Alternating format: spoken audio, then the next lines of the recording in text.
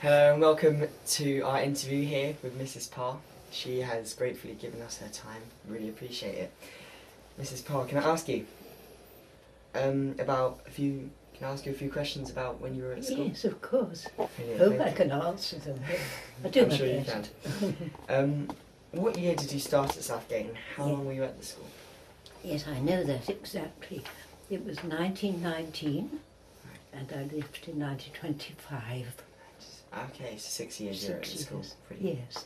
Some people stayed for 6 years, Okay. some only 4. Oh, okay. So a little different to ours now. Well, you went on and I was intended to take into BA, but in the midst of all this term, I just happened to take a civil service exam. Civil service. Yes. Right. Simply because the girl I sat next to at school said her father wanted her to take it, Okay. and she was scared of going to London to take it, so would I go as Go well with with her to keep company? Right. Oh, that's So lovely. I asked my father, and he said, well, if you want to go into the civil service, Right. it doesn't sound very interesting, but if you want to, try. But you're happy you did it, right? So came the day when we got our instructions, and would you believe it? Her name was Martin, mine was Long. Okay. Consequently, the people from M to Z went to South Kensington, and I went to Whitehall to take my exam. Okay. So although we had the same exam, we were in different places, so I never went with her. So it just shows you how sometimes how slightly things happen, and it means a whole career, doesn't it? Yeah. Now you get on No, with no, what no, you no, want. no, please don't. Were you happy at Southgate School when you were a girl? And what were the things about the school that you liked? Well, I was very happy there. You see, because it was a local school, most of us knew one another. Yeah. So there wasn't this feeling that I'm sure my son had of a whole host of strange faces. We just, had been playing the road probably years before. Lovely. What was your favourite subject when you were at school? Yes, it was definitely English. Right. Language and literature, I loved all that. And I was a terrific reader for my age. Lovely. And who was your favourite teacher? Yes, no, obviously it wasn't the English mistress, because although she knew everything, she was an amazing person for knowledge. She was not a good teacher. Oh no. And I fear, we played her up, it was bad. Oh. And so the teacher I admired most was Miss Phillipson, who was the history History teacher. And Mr. Auger, Right. whose name you know very well, Mr. because he Orker. was afterwards the headmaster at your school. Oh, okay. Right. He taught chemistry in those days. So you have very good teachers, but not necessarily your favourite Very. subjects. Yes, that's right. That's it.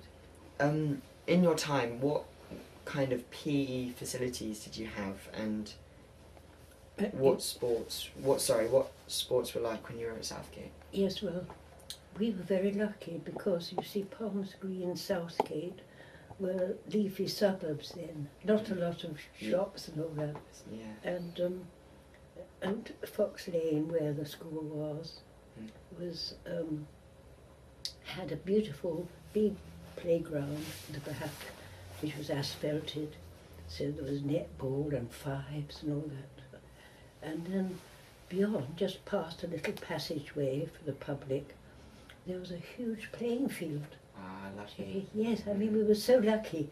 We didn't realise it, because most schools, in those days, you see, the suburbs weren't crowded like they are now. Yeah, And I know, it's a shame that you we see, don't you have have to this. go distances to your play, don't you? Yeah, Whereas we just ran out of school, crossed the playground, right. into the playing fields. It's a shame these days, but it's okay. We've got other You advantages. have to do other things.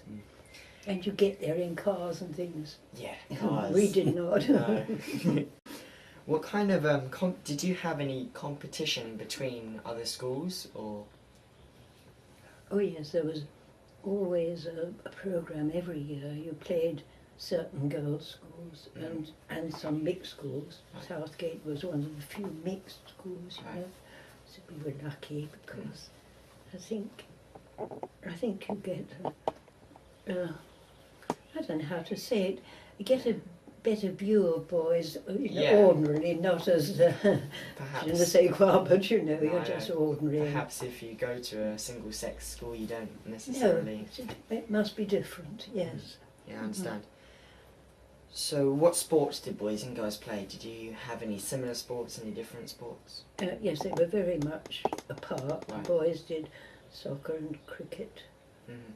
and we did tennis and hockey and netball. Boys didn't play tennis?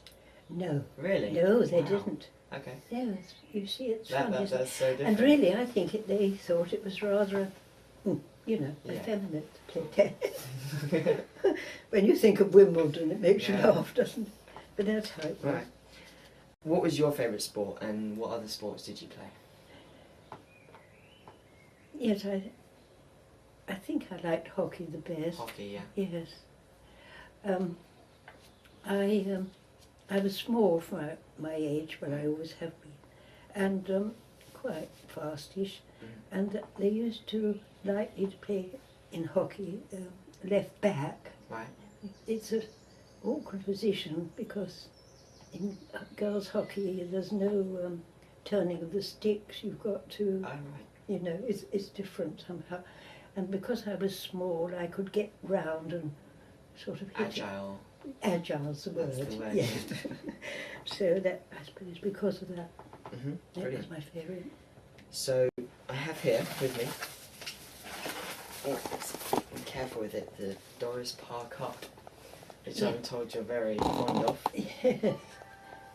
Yeah, you donated this wonderful cup to the school in the 1930s. Yes. What prompted you to donate this cup? And why did you choose the high jump as a particular Yes, event? now that, of course, is a mad thing, really, because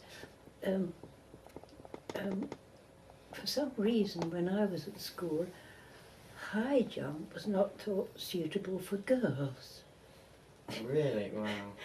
but long jump was. Okay.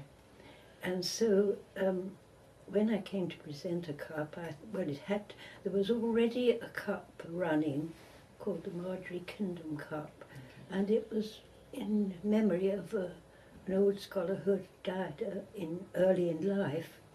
And actually in those times, most of the cups were immemorial cups. Yeah. Right. And so when I left school,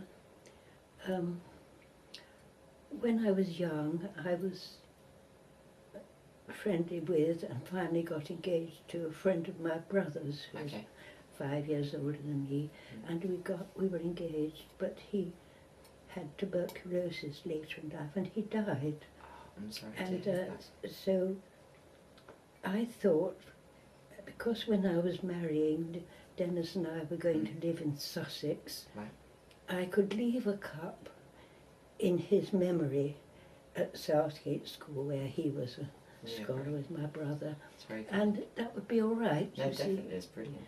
But in the event, we didn't go to Sussex, and I was still in Southgate when this prize giving took place, and they asked me if I would do it.